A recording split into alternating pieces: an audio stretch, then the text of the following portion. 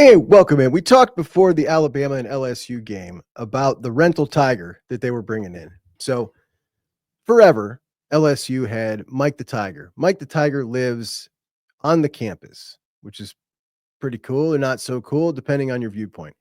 And they used to bring Mike the Tiger in a cage and put him on the sidelines for LSU home games. Um, Big tradition, right? Some people think that's cool. Some people don't think that's cool. I love traditions in college football. It's why I'm a college football fan in large part. I hate that so many traditions in sports in general have gone away from us over the course of the last 10 years. I think it sucks. Some of them I understand, some of them I think are ridiculous. But one of the traditions we've seen go away is Mike the Tiger in the cage on the sidelines at Tiger Stadium. They have not done it in 10 years.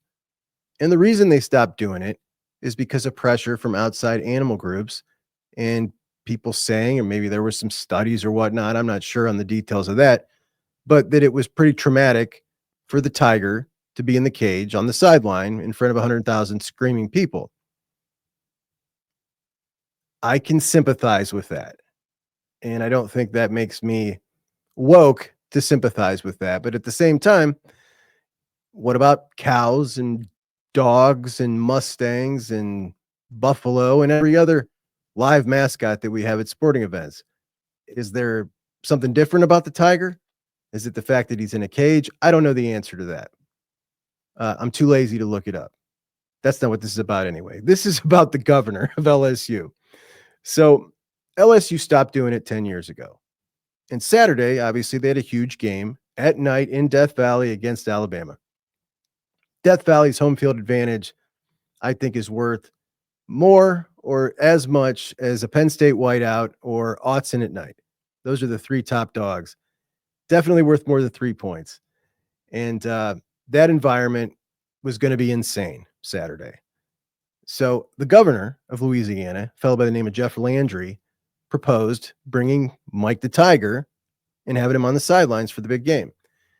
They elected to not use Mike the Tiger, but a rental tiger. They rented a Mike the Tiger and used a bootleg mic. And according to some people that I've heard, LSU wasn't really thrilled about this, but they went ahead and acquiesced to the governor's wishes that he wanted this done. And there was a lot of people pissed off about it. So no mic, you get a rental mic, you put him on a cage and put him in the cage on the sidelines. And LSU gets absolutely destroyed, totally destroyed. Alabama was amazing. Jalen Milroe was amazing. I think he had 15 carries for 185 yards and 4 touchdowns. And when he is not concerned about being a traditional quarterback, when he just embraces the run, he's sensational. He is sensational. They're awesome to watch. I think they're the scariest offense in college football when he's running the ball like that. Like, they're just terrifying.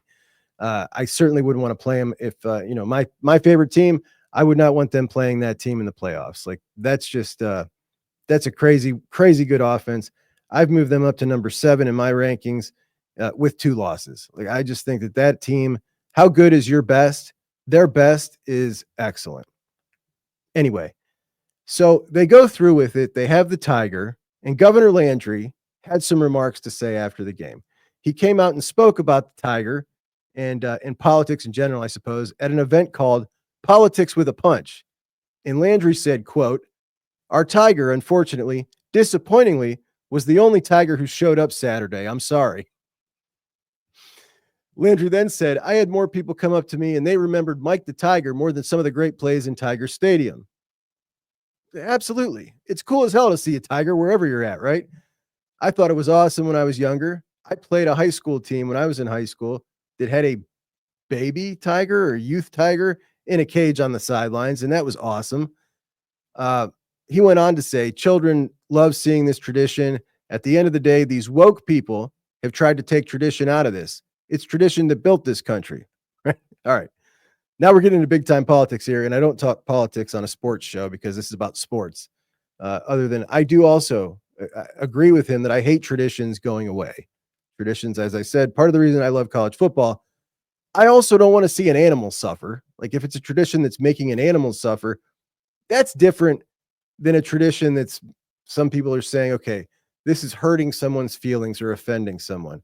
I think that's different than making an animal suffer. I don't know. I can parse the two. I certainly don't think it makes me woke to feel that way. So I can understand doing away with that tradition. And yeah, this dude Landry is I think he's wrong about this one, but I gotta say, I also agree with him. When it comes to traditions, I hate losing so many. We've lost a ton. But if we're talking about they've got proof or data that it's actually hurting the animal psychologically, all right, whatever. Uh, it's not worth it, right? That's my opinion on it. But this guy's funny. Certainly not winning a lot of fans. Not winning a lot of fans recently. He's been all in the news, and I don't know, man. LSU, they acquiesce to the guy. They are the flagship school of Louisiana. So if the governor says this is what I want, I guess that's what he gets. I don't know how that works. Or maybe they just really wanted to do it too, and we're just using him as a scapegoat. At any rate, pretty funny story. I don't think we'll see Rental Mike back anytime soon, and we certainly won't see Mike on the sidelines. I wonder if they're coming for Mike living on the campus. Brian Kelly talked about Mike's headquarters, but where Mike lives on the campus. Maybe I'll find a picture of that and pull it up here. And apparently he's got a really sweet pad to live in. So anyway, the Tigers, now with their third loss, that is their second SEC loss, as they lost to Notre Dame to start the year. Unless they can make it to the SEC championship game, which they're going to need some help, they're not making the playoffs. And when we look at the playoffs, let's pull it up here and see if we got it here. The SEC playoff tiebreakers. Head-to-head competition amongst the tied teams. Now, LSU has lost to Texas A&M, who just might be in this tiebreaker if they lose to Texas. And they've also lost to Alabama, also has 2 losses. So they will have 2 losses against 2 teams that are in that tiebreaker. That's not good for them. But if they survive that one, B is record versus all common conference opponents among the tied teams. So let's say you've got 5 tied teams, and they've all played Vanderbilt, Tennessee, and Mississippi State. What's their record? You'll have some that are 3-0. They'll advance. The ones that aren't 3-0, they'll get knocked off. So as we go down these tiebreakers, you're knocking out more teams until you find a winner. And I don't think LSU is going to survive past A. So LSU most likely not making the playoffs. I mean, that's pretty safe to say, I think, at this point. I think the 6 teams that are still in it in the SEC, Texas, Texas A&M, Alabama, Ole Miss, Georgia, and Tennessee. Those 6 are still alive. And it's going to be a hell of a finish to this season. Can't wait. Anyway, thanks, guys. Appreciate you so much. Please like, please subscribe. Talk to you soon.